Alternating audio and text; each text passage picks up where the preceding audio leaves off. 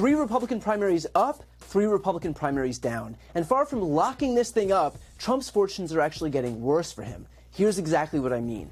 Trump got 51% of the vote in the Iowa caucus. Already a rough start for a guy whose claim to fame is that he's the second coming of Christ within the Republican primary. But still, he had a bunch of primary opponents, so benefit of the doubt, maybe it's not so bad. Then a few of his challengers drop out, and so you figure Trump runs away with it in New Hampshire, right? Wrong. Trump only got 54% of the vote in New Hampshire, proving that now there's actually a pattern underscoring Trump's weakness. Skip ahead to South Carolina, a much more conservative electorate. Everyone has dropped out of the GOP primary except Nikki Haley, so surely Trump would consolidate support. Small problem, he didn't. In fact, he couldn't even break 60%, coming in just shy, meaning that in every primary state, Donald Trump could barely manage to exceed even half of the votes from his own base. Again, remember, this isn't a general electorate. There are no radical left communist Democrats included in those totals. These are Republican caucus goers and Republican primary voters. And far from proving himself this titan in the GOP, he is getting hit with the weekly message that half of his own base, the people who should be gimmies for him, are not on board with him as the party's nominee. He'll do this whole tough guy song and dance, but anyone who's got their head even half screwed on knows that this is a blinking red light for Trump. By the way, for anyone huffing that copium out there, want to know what it actually looks like when a candidate unifies the party? In the Democratic primary in that same state, South Carolina, Joe Biden took over 96% of the vote. That is what it looks like when a candidate is performing strongly. That's what it looks like when a candidate is beloved by his own party. Trump doesn't get to pretend that he performs well because we have the benefit of seeing what it looks like when a party's nominee actually has the support of his voters. In fact, that was a point that was brought up, of all places, on Fox News. If you think about this, this is a unique election in the sense that we have basically 2 incumbents. You have Joe Biden, who's running for a second term, and Donald Trump, who's running for a second term, right? And so how did Joe Biden do in South Carolina? 96.2% of the vote. Donald Trump got 60%, and 4 in 10 voters in the Republican Party said no. Even though they know that the race is pretty much over, that he's going to be the nominee, they still voted against him. That is a problem, because when he says this is the most united Republican Party he's ever seen, it is not the most united Republican Party. And you know things are bad when reality gets acknowledged on Fox.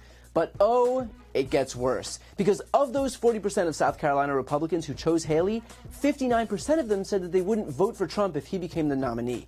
Let's be clear, a candidate can afford a small amount of defections from within his own party, maybe a few percentage points, but not 59% of 40% of voters, which amounts to roughly a quarter of the Republican primary electorate. Remember, Trump's only job here is to expand his coalition. He lost by razor-thin margins in states like Arizona and Georgia and Wisconsin in 2020, and yet, far from closing that margin, the guy is seeing massive defections from within his own base. If that is not a warning sign, I don't know what is. But just for fun, let's see what Fox News had to say about that one. The real key here is this 59% of Haley voters who say that they would not vote for Donald Trump should he become the nominee. That tracks with about 24% of the Republican Party, which is right along the lines of what that New York Times Siena poll showed us almost a year ago now, in terms of the makeup of the Republican Party, in which there was about 25% of Republicans who say that they are never Trumpers. And of course, let's do one more. When asked whether Trump would be fit to be president if convicted of a crime, 82% of Haley voters said no.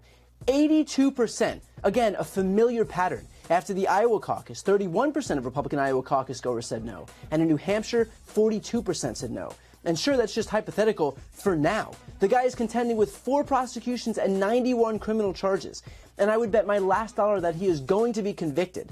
And it's not like any of his recent court rulings have inspired a ton of confidence either, having lost civil cases to the tune of $5 million, $83 million, and now $455 million, including prejudgment interest. So if Trump thinks that these numbers are bad, just wait until he's begging for campaign donations as a convicted felon.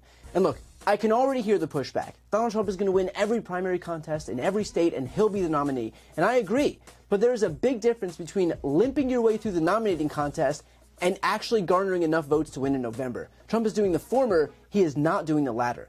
With that said, I'm going to offer the most important caveat of all. If you care about democracy, ignore the primary results, ignore the horse race, ignore the polls. Act as if Donald Trump is up by 90 points. The fact is that there is so much more on the ballot this election than just a Democrat versus a Republican. This isn't about taxes or the debt or any of the usual stuff. This is about democracy. It's about having the guarantee that there will be another election after this one. That should transcend party politics, because not for nothing, but there is nothing more conservative than conserving our very democracy. So I get that a good portion of the both sides media coverage will breathlessly focus on Biden's age or Dems in disarray and will never dare acknowledge the blinking red light that Donald Trump is contending with. But there is a reason that he is so weak, and that's because of the unique threat that he poses to this country. So much so that even his own primary base is starting to realize it. Instead of ignoring these people, we should try to understand why so many of them are defecting from him in the first place. It is because he is a clear and present danger to the United States. And the more reminders we can get of that point, the better. Before you go, to see more content from MSNBC, make sure to subscribe to this channel by clicking the link right here on this screen. And you can also follow the link to see some exclusive content only on TikTok.